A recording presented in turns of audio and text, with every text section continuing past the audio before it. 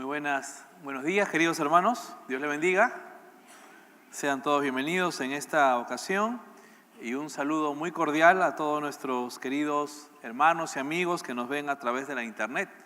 Ustedes saben que siempre semana a semana estamos siguiendo estos mensajes del libro de Romanos y también en este caso son grabados y también transmitidos a nivel mundial. Mencionarles, hermanos, que el día de hoy estamos iniciando el capítulo 3 del libro de Romanos y vamos a abordar los primeros 8 versos que en este caso nos habla de la palabra de nuestro buen Dios. ¿Cuántos de los presentes son padres de familia? A ver, levante la mano. Todos los que tienen hijos. Muy bien. Y les pregunto a ustedes, cuando los quieren corregir y cuando de repente ustedes quieren llamarles la atención, cuando son de 2 o 3 años, ¿hay dificultades o no hay dificultades? ¿Han tenido dificultades? No muchas, ¿verdad? Porque bueno, uno le indica y los chicos son pequeñitos, luego van creciendo y llegan a los 4, 5, 6 añitos y tienen complicaciones para corregirlos. De repente un poquito más, pero igual se someten porque son pequeños. Pero ya cuando comienzan a tener 10, 11, 12, 13, 14, 15 años, ¿cómo hacemos para poder corregirlos? ¿Qué es lo primero que ellos van a decir? Van a comenzar a justificarse, ¿verdad? Y en más de una ocasión van a decir, papá, no estoy de acuerdo contigo, mamá, no estoy de acuerdo contigo, tú tienes tu opinión, yo tengo mi opinión, tú ya eres mayorcita, tú no me entiendes a mí, tú perteneces a un siglo pasado, tú estás en otra onda, yo estoy en otra onda, tú no me entiendes, yo quiero a mis amigas, yo quiero a mis amigos, y entonces comienzan las dificultades y comienzan, en este caso, los sinsabores. Ahora, ¿por qué les menciono esto? Porque esto es casi semejante a lo que justamente muestra Romanos capítulo 3, verso 1 al 8. ¿Qué es lo que muestra?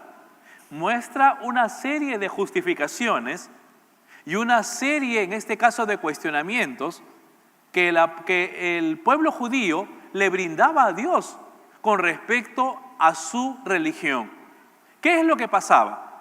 Ya semanas que pasaron hemos estado explicando que los judíos pensaban que por el simple hecho de ser ellos, en este caso objeto de la bendición de Dios, que por el simple hecho de que ellos tenían una herencia y por el simple hecho de que ellos habían recibido de la palabra de Dios en primera fuente, entonces ellos tenían que ser salvos sí o sí.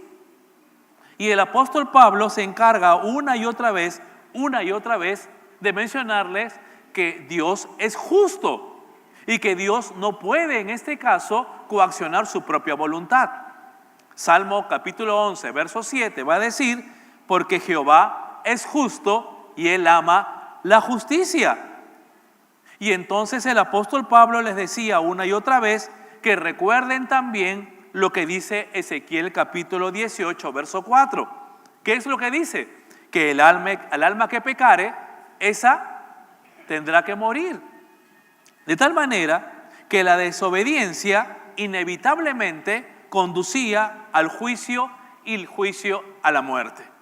Pero ellos decían, pero un momento, no te aceleres, no vayas tan rápido, Pablo. Nosotros tenemos nuestra religión, nosotros tenemos en este caso nuestros puntos de vista y también hay que respetarlos. Entonces ellos seguían creyendo que la religión salvaba, trataban de justificarse y argumentaban que era Dios quien se había equivocado, que en este caso la culpa de todo era de Dios y no del ser humano. Es interesante que el día de hoy, queridos hermanos y amigos que nos visitan, a pesar de que muchas veces conocemos y sabemos que la religión finalmente no trae salvación, porque eso ya lo hemos validado y creo que de alguna manera todas las personas pueden saber eso, que la religión prácticamente son una serie de actividades, rituales que finalmente no cambia el corazón de nadie. Y se lo dice a alguien que estuvo muy de cerca en la religión tradicional, muy pero muy de cerca. Estuve estudiando 6, 7 años en un colegio donde prácticamente todos los días nos inculcaban la religión tradicional. Mis padres, que tal vez me están escuchando y me están viendo por la internet, al igual que mis hermanos, habíamos sido criados en ese mismo ambiente y atmósfera. Conocíamos mucho, sabíamos bastante. El que les habla conocía mucho de la religión tradicional. La Biblia no escaseaba, por lo menos en mi propia experiencia. Pero eso finalmente, de repente yo pensaba que me hacía salvo y que era más que suficiente. Eso mismo tenían en este caso los judíos. El apóstol Pablo va a responder entonces a 4 excusas y a 4 preguntas que el pueblo judío les brinda, en este caso al apóstol Pablo, y Pablo se encarga de responder. Ellos querían persistir, ellos querían continuar en sus pensamientos de que la religión de todas maneras tenía que salvar. La religión tenía algo beneficioso y que la religión finalmente tenía que llevarlos a la vida eterna. Ese era su argumento y ese era su postulado, en este caso de cada uno de los judíos. Y se encargan de poder darles 4 preguntas muy fuertes, preguntas bastante de grueso calibre, pero que Pablo también se encarga en este caso de responder. ¿Quieren saber cuáles son las 4 preguntas? ¿Quieren saber? Preparémonos entonces. Vamos a abrir nuestras Biblias, Romanos capítulo 3, verso 1. ¿Cuál es el primer concepto? Entonces, permítame reducirlo a esta pregunta. Ellos decían, ¿para qué nos sirve nuestra religión y todo lo que nos dio entonces? Entonces, ¿para qué nos sirve la religión?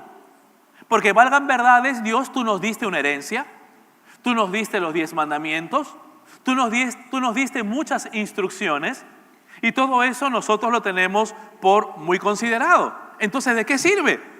Miren ustedes lo que dice el verso 1 y 2. Entonces, ¿cuál es la ventaja de ser judío? ¿Tiene algún valor la ceremonia de la circuncisión? Entonces, ¿cuál es la ventaja de ser judío? ¿Cuál es la ventaja de la ceremonia de la circuncisión? Que tú la dejaste. ¿Cuál es la ventaja de todo esto? Y Pablo va a decir, claro que sí, tiene muchos beneficios. En primer lugar, a los judíos se les confió toda la revelación de Dios. Es interesante mencionar que el apóstol Pablo en los versículos anteriores mencionaba una y otra vez que por el simple hecho de ser judíos, ellos se sentían seguros de su salvación. Tal vez muchos jóvenes, muchos de nuestros hijos, podrían equivocarse también, de pensar de que por el simple hecho de que mi papá y mi mamá son cristianos, de que yo crecí en un ambiente cristiano, de repente por eso ellos pueden pensar que ya son cristianos y que ya tienen vida eterna. Y eso es totalmente equivocado, ¿verdad? En mi caso yo tengo 4 hijos y desde muy pequeños, aún desde la barriga de mi esposa, yo les hablaba la palabra de Dios, les colocaba en este caso música cristiana. Cuando ellos crecieron, comencé a hablarle de las escrituras, los llevaba a la congregación, los llevaba a misiones muy chicos y les enseñaba las cosas de Dios. Pero nada de eso puede de alguna manera suplir el concepto de que ellos puedan ser salvos por la fe en Jesucristo. Ellos tuvieron que reconocer en algún momento de sus vidas su propio pecado y reconocer a Jesús como el Señor y Salvador de sus vidas. ¿Qué es lo que pasaba con los judíos? Ellos se preguntaban, entonces, ¿para qué sirve mi religión? ¿Para qué sirve? Pablo ya les había dicho en el capítulo 12, el verso 12, miren ustedes, que los judíos que sí tienen la ley de Dios serán juzgados por esa ley, pero porque no la obedecen. Ya les había dicho. Pues el simple acto de escuchar la ley, estoy leyendo Romanos 2:13, no nos hace justos ante Dios. Es obedecer la ley la que nos hace justos ante el Señor. De hecho, queridos hermanos, los judíos tenían en su mente los 10 mandamientos. Y ellos decían, no puede ser posible de que Dios nos trate de igual manera que los gentiles o con las demás personas, porque Él nos ha dado su palabra. Y estoy convencido de que ellos tenían en su propia mente lo que dice Éxodo 19, verso 6. ¿Qué dice Éxodo 19, verso 6? Va a decir, ustedes serán mi reino de sacerdotes. Ustedes serán mi reino, una nación santa. Este es el mensaje que debes de transmitir a los hijos de Israel. y vaya que sí lo transmitieron y vaya que sí lo hicieron. Y ellos lo creyeron y era correcto. Sí, es verdad. Debido a este y muchos pasajes de las Escrituras en el Antiguo Testamento, los judíos llegaron a la conclusión que Dios finalmente los iba a aceptar por su reino, por su nación, por su propiedad y porque finalmente ellos habían recibido el decálogo. Sin embargo, el apóstol Pablo dice un momento. Si ustedes piensan que por la religión van a ser salvos, están totalmente equivocados. Mire usted lo que dice el capítulo 3, verso 2. Pablo contesta, entonces, claro que sí, tiene muchos beneficios el hecho de que tú seas un judío. Sí, tiene muchos beneficios el hecho de que tú conozcas la religión. Sí, tiene muchos beneficios. En primer lugar, a los judíos se les confió toda la revelación de Dios. Y es interesante, hermanos, de que el apóstol Pablo ingresa a este segmento que ellos manejaban para poder desbaratar su primer cuestionamiento. ¿Por qué? Porque les va a decir, en primer lugar, entonces, ustedes se les ha confiado toda la revelación de Dios. Pero él ya les había dicho versos antes que ese no era el problema. El problema no es conocer la palabra de Dios. El problema no es venir a la iglesia, sino que tanto todo lo que nosotros hacemos para Dios o todo lo que nosotros conocemos de Dios está realmente tocando nuestros corazones y está transformando nuestras vidas. ¿Qué tanto el conocimiento puede ser en nosotros una conducta diferente y un cambio significativo en nuestro corazón? Porque hay personas que conocen mucho, pero que viven muy distante de lo que ellos conocen. Hay personas que conocen muy poco, pero viven con ese poquito y en obediencia y su vida son transformadas. Obviamente, el conocer las Escrituras es importantísimo. El venir a la congregación, el servir al Señor, el conocer de Dios es tan importante e indispensable. Pero quiero decirte algo, nada de lo que tú conozcas, nada de lo que tú hagas, si es que verdaderamente no lo haces de corazón y trae un cambio en tu vida, tendrá realmente un significado. Tan igual como muchos de nosotros, el día de hoy, queridos hermanos, y valgan verdades, nos ufanamos de nuestra religión. Nos ufanamos de que en este mes, que justamente se inicia hoy, 1 de octubre, iniciamos todo un mes fuerte de tradiciones en nuestra nación. Nos ufanamos de que tenemos en este caso la procesión más famosa y numerosa del mundo. Porque ustedes inclusive pueden ir y pueden ver que culturalmente colocan las fotografías de la procesión del Señor de los Milagros. Y nos ufanamos de decir de que somos una nación bastante católica, bastante de repente tradicional. Nos ufanamos de repente de poder decir de que en este año que viene vamos a recibir la visita de representantes de la iglesia tradicional al Perú el próximo enero. Y entonces podemos decir, sí, mira, yo tengo todo esto. Los colegios enseñan el curso de religión. Yo conozco de Dios. Yo conozco de lo que Jesús hizo por mí. Yo en cada abril siempre estoy de alguna manera dispuesto a arrepentirme y a tener un corazón sincero. En este mes de octubre, yo inmediatamente tengo en mi corazón el deseo de poder acompañar las andas y poder de alguna manera acercarme a Dios. Y podemos de repente creer de que a través de cada una de esas actividades, entonces nosotros vamos a ganar nuestro espacio en el cielo. Cuando el apóstol Pablo dice, eso es falso, eso es incorrecto, porque no se trata en este caso de lo que tú conozcas. Ese no es el problema. El problema es qué haces con ese conocimiento, de qué te sirve tu religión y de qué te sirve el conocimiento que tú tengas de Dios. No se trata de lo que tú sepas, se trata de qué tanto obedeces a aquello que tú sabes. Y entonces es importante entender que la religión, por más que la conozcas y por más que sepas o hayas heredado, no tendrá ningún valor si ella no afecta tu vida y si haces primero de Cristo el centro de tu vida. A veces estamos tan enfocados en los privilegios que hemos recibido que realmente en las responsabilidades que tenemos para con Dios. alguien dijo de que prefiere 1000 veces no conocer de Dios para que en el momento que Dios ilumine su corazón, entonces pueda haber un cambio sustancial, a que conociéndolo, habiendo sido iluminado por el Señor, hacer caso omiso de su gracia, de su conocimiento y de su bendición, y vivir una doble vida cristiana.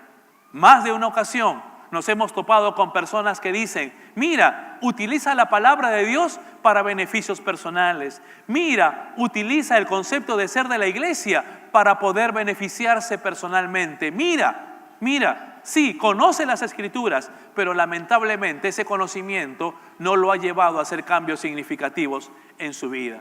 En primera instancia, entonces, Pablo le dice: tu religión no salva, tu religión no sirve.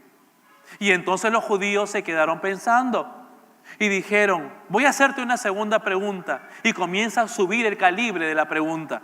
Miren ustedes, ok, le va a decir: si nuestra religión no salva, entonces una pregunta, ¿eso quiere decir que Dios no cumple lo que promete entonces?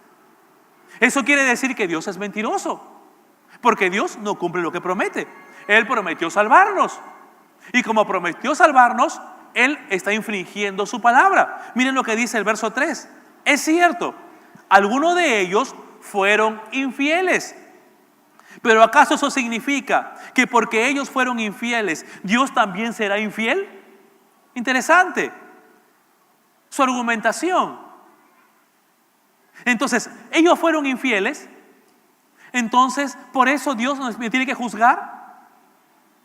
Entonces Dios también va a ser infiel, pues, porque Él había dicho de que Él nos va a salvar sí o sí, y que Él ha venido a morir por nosotros, ¿no es cierto? Y que Él nos salva, ¿no es cierto? Y que Él quiere que todos sean salvados, ¿no es cierto? Entonces, ¿por qué nos tiene que condenar? El apóstol Pablo dice: un momento, no continúes. Va a decir en este caso, verso 4, por supuesto que no. Aun cuando todos los demás sean mentirosos, Dios es veraz, como dicen las Escrituras acerca de Él. Quedará demostrado que tienen razón en lo que dices y ganarás tu caso en los tribunales. Queda claro, hermanos queridos, que la religión no salva a nadie, ni tiene el poder para cambiar profundamente a nadie. Los judíos tenían en la memoria el hecho de que eran una nación santa, un pueblo especial, y por tal motivo no concebían el hecho de que Dios los juzgaría por la aparición de Jesucristo. ¿Qué hicieron entonces los judíos con la palabra de Dios? Es interesante porque el verso 3, regresando, va a decir: fueron incrédulos, fueron infieles. Es cierto, algunos de ellos fueron infieles. Y entonces, ¿qué es lo que estaban tratando de decir ellos? De que Dios tenía que modificar su forma de pensar, de que Dios tenía que modificar sus conceptos. Porque si este segmento fue infiel, entonces Dios tenía que cambiar y tenía que de alguna manera, condenarlos a ellos, pero a nosotros no. Pero hay una cosa interesante de la palabra de Dios, que la palabra de Dios es única. La palabra de Dios, queridos hermanos, es un troncal en el cual todos nosotros tenemos que sumarnos. Nosotros no podemos manipular la palabra de Dios, ni mucho menos la salvación. Hermanos queridos, Pablo le responde de la siguiente manera: el problema reside en los que están perdidos porque no confiaron en la palabra de Dios. Por eso la Biblia dice que ellos fueron infieles. La salvación no está en función a lo que el hombre cree. ¿Por qué? Porque algunos dicen: bueno, la Biblia dice de que la salvación es en Jesucristo, ¿verdad? ¿Cuántos creen que la salvación es en Jesucristo? Correcto. Y entonces un segmento dice: no es así. No es así.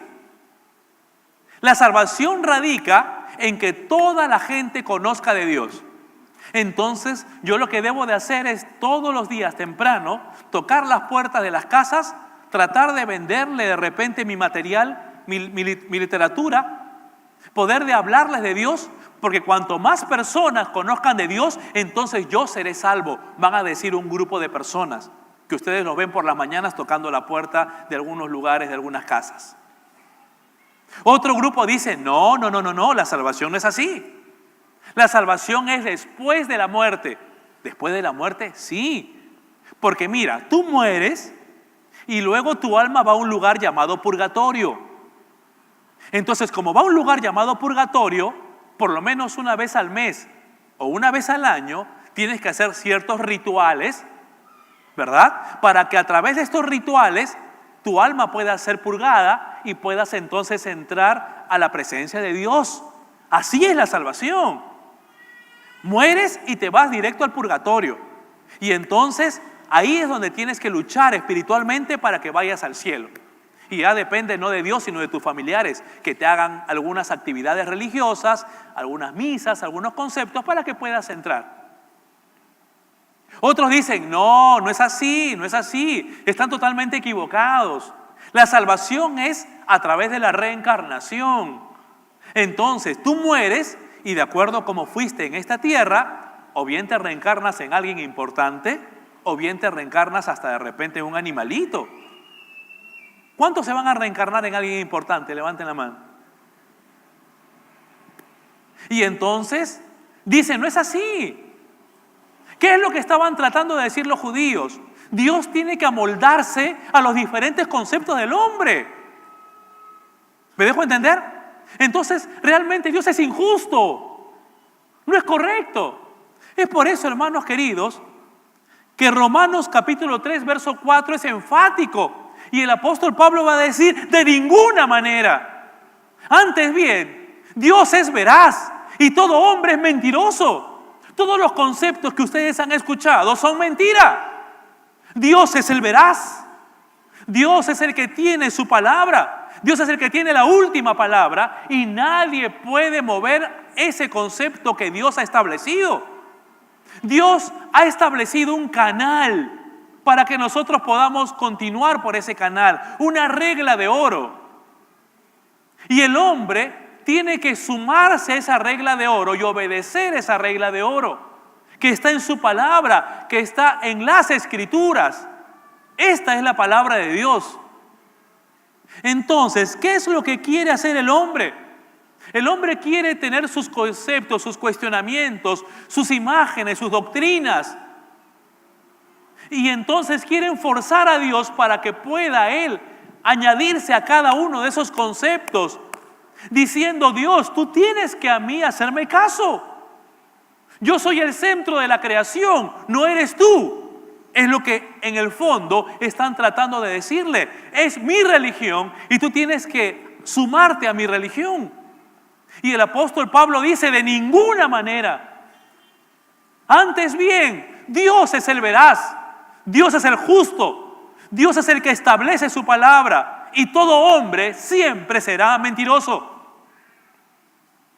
Hermanos queridos, Pablo les recuerda que Dios es fiel a sus promesas, pero que también fiel a sus demandas y fiel a sus juicios. ¿Saben por qué? Porque ellos decían, pero no puede ser posible, pues, que yo soy el pueblo de Dios y que Él tiene que salvarme. Sí, eso era verdad, pero también sus demandas y sus juicios eran verdad. A veces nos gusta hablar de Dios como el Dios de amor. Nos gusta hablar de Dios como el Dios, en este caso, de misericordia y compasión. Nos gusta, sí, y es verdad. Pero no podemos olvidar que también Dios es ira, que Dios es justicia y que es fuego consumidor. No podemos olvidar que Dios va a condenar. Así como ama, también odia. Así como Él tiene misericordia, también condena. Así como Él de alguna manera tiene paciencia, también va a llegar el momento del juicio final. Ambas cosas son parte del concepto bíblico y divino. Hermanos queridos, no caigamos en el error de los judíos de querer manipular los conceptos de Dios a nuestras propias creencias y conceptos. Aunque todos rechacen a Dios y tengan opiniones humanistas, lógicas, entre comillas, debo decirte que la palabra de Dios es viva y eficaz y que Dios nunca será cambiado. Él siempre recibirá la gloria y la honra por siempre, porque Él es el Señor de nuestras vidas. Nosotros tenemos que sumarnos a sus conceptos y no Dios a los nuestros.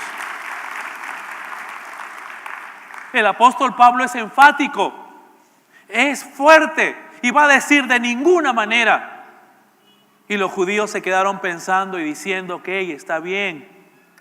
Tengo una tercera pregunta, pero esta pregunta fue sumamente osada, sumamente de grueso calibre, hasta ofensiva, diría yo, las últimas dos preguntas. Porque ¿sabe lo que le dice? Ok, está bien, Pablo. Tú dices que la religión no salva. Perfecto. Te hago una pregunta. Si la religión no salva, ¿es injusto Dios al castigarme porque gracias a Él recibe la gloria, pues? ¿Cómo? Sí. Gracias a mi religión, gracias en este caso a lo que yo creo, es injusto el Señor al castigarme porque finalmente Él recibe la gloria. Pregunto, ¿acaso Él no recibe la gloria? ¿Él no es el Señor de nuestras vidas? Entonces, pues, ¿por qué me tiene que castigar si Él va a recibir la gloria? ¿Por qué? Si mi pecado finalmente beneficia a Dios. Miren ustedes lo que dice el verso 5. Sin embargo, algunos podrían decir, nuestro pecado cumple un buen propósito porque muestra a otros lo justo que es Dios. Mi pecado beneficia a Dios porque Él es exaltado.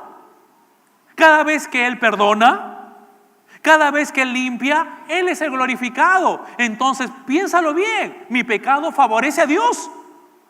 Entonces hay que seguir pecando, pues. ¿Qué les parece? ¿Cuántos quieren glorificar a Dios? Ya no quieren levantar la mano, ya lo piensan dos veces, ¿no? Miren ustedes la osadía. ¿No es injusto entonces que Dios nos castigue? Esto no es más que un punto de vista humano, dice Pablo. Verso 6. ¿Qué va a responder? ¿Qué va a responder? A la voz de 3. 2, 3. ¿Qué va a responder? De ninguna manera. Si Dios no fuera completamente justo, ¿cómo tendría autoridad para juzgar al mundo? ¿Qué es lo que estaban diciendo? Dios es injusto, porque Dios se lleva la gloria. Entonces, en todo esto, Dios es injusto, porque Él se lleva la gloria al perdonarme y todavía me llama pecador y todavía me quiere llevar al infierno. Miren ustedes la pregunta tan osada. Los judíos llegaron a la desfachatez de mencionar que Dios era injusto por el hecho de juzgarlos y condenarlos, ya que finalmente Él iba a recibir la gloria. ¿Y saben qué? Lo que pasa es que ellos habían trastocado un texto de la palabra de Dios. ¿Recuerdan ustedes la historia de David? ¿Cuántos recuerdan a David? ¿Se acuerdan que él pecó con Betsabé? Y que vino Natán a poder reprenderlo y llamarle la atención, ¿verdad? Y él eleva una oración en el Salmo 51. Y en el Salmo 51 él va a decir lo siguiente, verso 4, si más no recuerdo. Contra ti solo he pecado y he hecho lo malo delante de tus ojos. Hasta ahí todo está bien. David eleva su oración y va a decir, Señor, yo te pido perdón, contra ti he pecado para que seas reconocido justo en tu palabra. Yo te pido perdón y imploro misericordia para que tú seas tenido por puro en tu juicio. Y los judíos dijeron, ¿ya ves? ¿Te das cuenta? Finalmente yo me arrepiento y Él es el reconocido como justo. Yo me arrepiento y Él es tenido por puro en su juicio. Y trastocaron este concepto. En otras palabras, si mi falsedad hace resaltar la veracidad de Dios y de este modo incrementa su gloria, ¿por qué encima se me tiene que aún calificar como pecador? El judío sabía que la gloria era del Señor. Entonces argumentaban, Dios es injusto, Dios no es justo. Quiero decirte, Pablo, de que tu Dios, quien tú predicas, es injusto. ¿Y Pablo qué responde? ¿Qué responde? ¿Lo puede decir fuerte? ¿Qué responde? De ninguna manera. De ninguna manera. Porque luego dice, un momento, ¿tú dices que Dios es injusto? Yo te voy a responder con el Salmo 50, verso 6. Dice, y los cielos declaran su justicia porque Dios es juez. ¿Qué es lo que está diciendo el texto? Lo que está tratando de decir el apóstol Pablo es de que Él es juez y Él es justo, y que nuestros pensamientos no van a hacer cambiar a Dios en su justicia. Pablo dice que la palabra de Dios no está en cuestionamiento. La palabra de Dios, hermanos queridos, no está en cuestionamiento. Él es el juez universal, como bien lo dijo Abraham, el juez de toda la tierra. En este caso es Él. Nos guste o no nos guste, tenemos que entender que la voluntad de Dios siempre será agradable y siempre será perfecta. Siempre, nunca cambiará. Señor, tú eres injusto porque yo de niño he sufrido. Señor, tú eres injusto porque mi esposa me trata mal y tú no haces nada. Señor, tú eres injusto porque me esfuerzo en buscar a Dios, me esfuerzo en estar bien y las cosas me van mal. Tú eres injusto. ¿No has escuchado personas así? ¿No te ha pasado por la cabeza en algún momento de que Dios no está contigo, de que Dios está muy distante a ti? Eso es lo que tenían en este caso los judíos. Ellos decían, Señor, tú estás lejos de mí. Tú no me quieres, tú no me amas.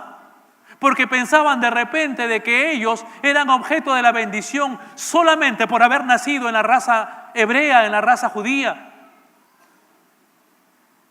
¿Cuántas veces nos hemos portado de esa manera? ¿Cuántas veces le hemos dicho a Dios, Señor, estoy rebelde contigo, estoy enojado contigo?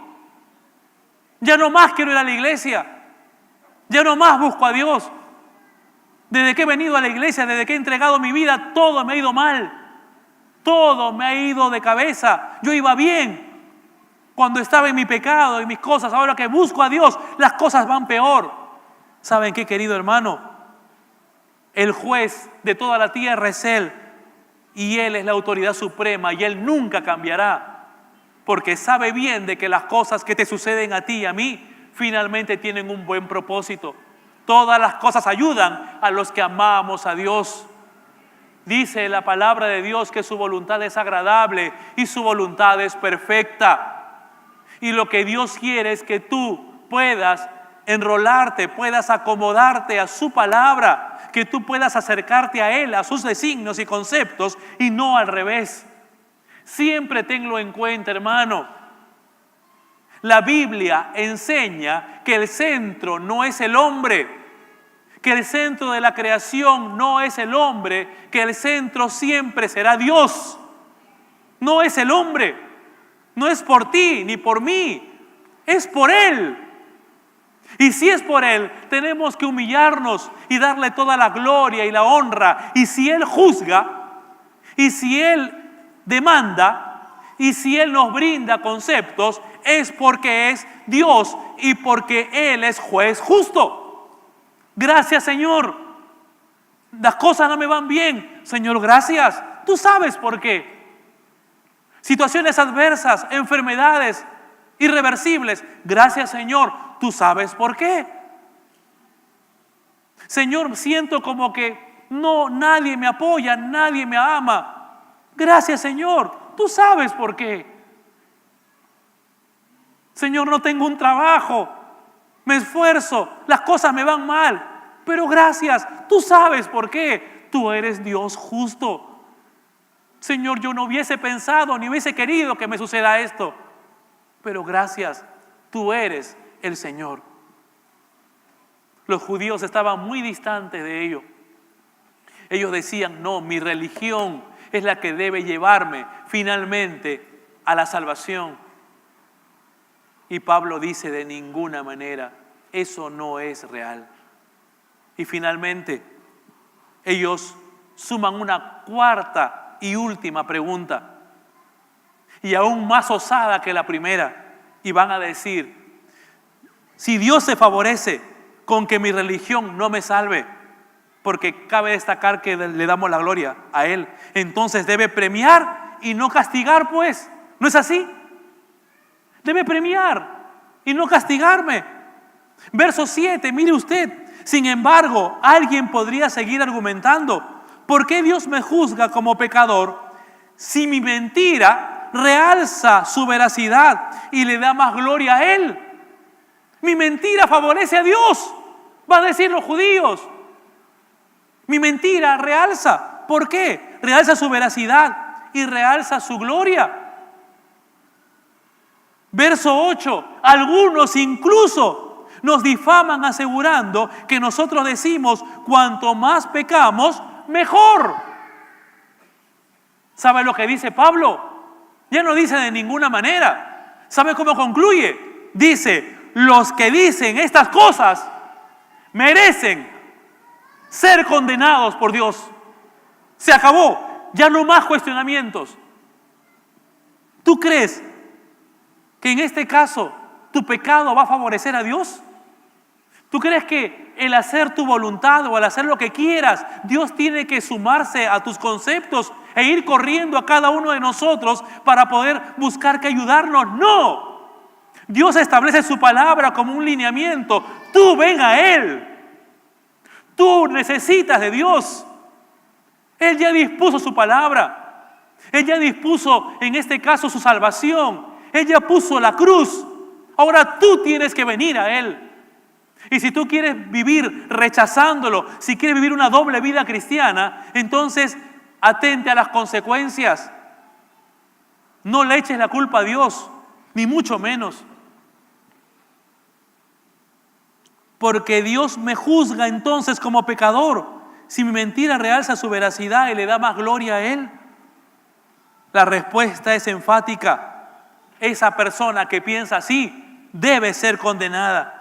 Evidentemente los judíos malinterpretaron la gracia y la bondad de Dios y distorsionaron la doctrina de la libertad cristiana, y para colmo de insultos le atribuyeron a Él, a Dios, la paternidad de la falsedad, que Él se había equivocado al salvar a la gente, que Dios se había equivocado y que ellos tenían la razón. Dios, tú estás equivocado, tu palabra no sirve. Tu palabra está equivocado. Lo que yo pienso, lo que aprendí en la universidad, lo que aprendí en la lógica, en la filosofía, eso es lo que vale. Esto no vale. Y este es el concepto de mucha gente. Sin embargo, hermanos queridos, hay una cosa que debemos entender, y con esto concluyo, porque el apóstol Pablo es frontal. Y con esto concluyo. El justo juicio de Dios va más allá de mis pensamientos. El justo juicio de Dios va más allá de nuestros razonamientos. El justo juicio de Dios va más allá de mi cuestionamiento.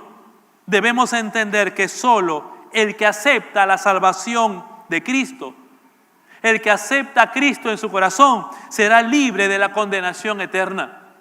Mire usted lo que dice Juan 3:18, último verso. No hay condenación para todo el que cree en Él. No hay condenación para todo aquel que cree en Él. Pero ¿qué dice el texto? Pero todo el que no cree en Él ya ha sido condenado. ¿Y sabe por qué? Por no haber creído en el unigénito Hijo de Dios. Simple y llanamente. No te hagas más problemas, pueblo judío. No te hagas más problemas, hermano querido. No te hagas más problemas, hermano que nos visitas o amigo que nos visitas. No te hagas más problemas, tú que nos ves por la internet. No te hagas más problemas. Si tú crees, y la palabra creer significa obedecer, si tú obedeces a Jesucristo, si tú lo has recibido en tu vida, si has hecho de Él el Señor de tu vida, pues entonces ten la seguridad que tienes vida eterna. Pero si tú nunca recibiste a Jesús, si tú nunca lo obedeciste ni crees en Él, pues entonces la Escritura dice que ya fuiste condenado. No es que serás condenado, sino que ya eres condenado y ya fuiste condenado. Verso 19. Esta condenación se basa en el siguiente hecho. 2 puntos. Interesante. La luz de Dios llegó al mundo. Jesucristo, la luz del mundo, llegó a nuestras vidas. Pero la gente como tú y yo amó más la oscuridad, amó más el pecado que la luz, porque sus acciones eran malvadas. Por eso es que al ser humano no le conviene tener a Dios como el juez justo. El ser humano se inventa mil de conceptos, filosofías, de alguna manera conceptos, pensamientos, para buscar qué salvar su corazón y cuestionar el concepto de Dios para poder vivir en oscuridad. Pero la Biblia dice de que solo hay un camino para poder alcanzar la salvación, y ese camino es Jesucristo. Y el apóstol Pablo dice: se acabaron las argumentaciones, se acabaron los cuestionamientos, se acabaron las preguntas. De ninguna manera. Dios es fiel, Dios es justo, Dios es veraz. Y si tú quieres venir a Él, pues ven a Él. Y si quieres rechazarlo, es cuestión tuya. Tú decides, o lo aceptas o lo rechazas. Pero un momento, y mi infancia, y las heridas en mi corazón, y las personas que me hicieron daño. Pero mira, en las iglesias me han hecho mal, de repente hay cosas que no están bien, lo que tú quieras. Pero nada de eso valida el concepto de que tú te apartes de Dios. O simplemente lo aceptas o simplemente lo rechazas. Tú decides. O en esta noche, o en esta mañana, o en esta tarde, o recibes a Jesús como el Señor y Salvador de tu vida, o simplemente lo rechazas por siempre. Depende de ti. Y si tú quisieras en esta mañana recibir a Jesús en tu corazón, si tú quisieras decirle: Señor, es verdad, yo he estado cuestionando muchas cosas tuyas, es verdad, yo reconozco que me he rebelado contra ti, es verdad, Señor, tú me has llamado muchas veces y yo he sido renuente a tu voz. Si tú quisieras decirle al Señor: perdóname, lamento lo que sucede en mi corazón, pues entonces es un buen momento para que le digas: Señor, ven a mi alma. Inclinemos nuestros rostros, si fueran tan amables, y terminemos con una palabra de oración. Y si tú en esta mañana quisieras recibir al Señor Jesús en tu alma y dejarte ya de cuestionamientos, de críticas y de juicios, y venir a los pies de Jesús, repite conmigo, por favor, y dile así al Señor: bendito Padre Celestial, tú conoces mi vida mejor que nadie y sabes bien, Señor, mi alma y mi corazón, mis pensamientos y mis inquietudes. Tú conoces la oscuridad de mi corazón y mis maldades. Yo no puedo ocultarte nada, Señor. Sabes que muchas veces el dolor me ha hecho hablar cosas terribles. La frustración me ha hecho, Señor, hablar cosas terribles y sentir cosas terribles por ti. Por mucho tiempo he estado lejos de ti, pensando que mi religión me salvaba o pensando que mis pensamientos eran los mejores. Yo en esta mañana me humillo delante de ti y solamente te digo perdón. No soy merecedor de ti, Señor. Tú eres el juez y yo simplemente alguien que merece ser sentenciado por ti. Tú eres el Señor y yo simplemente un pecador, una pecadora. Solo apelo a tu amor y a tu misericordia, y que si fueras tan amable me perdones, porque ya no puedo más. Lamento haber vivido así, Señor. Por favor, ayúdame, perdóname, sáname, Señor. Sana mi corazón herido. Te necesito, Señor. Te necesito.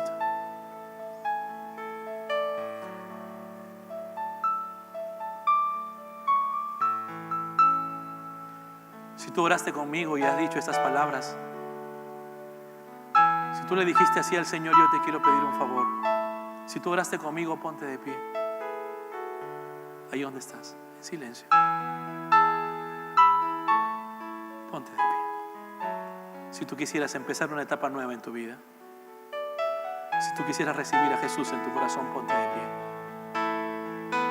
En silencio. Tú y Dios. Ponte de pie.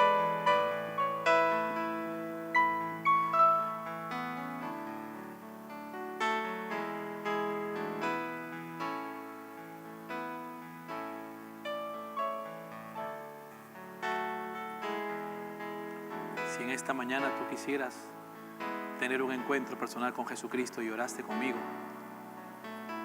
por favor ponte de pie. Concédeme tener una palabra de oración final a favor tuyo. Dios te bendiga. ¿Alguien más quisiera ponerse de pie? Dios le bendiga también a usted. ¿Alguien más quisiera ponerse de pie? Mientras todos estamos orando, Dios te bendiga también a ti. Dios te bendiga también, amigo. ¿Alguien más quisiera ponerse de pie en esta mañana? Delante de Dios. No es delante de nosotros. Él es el Señor.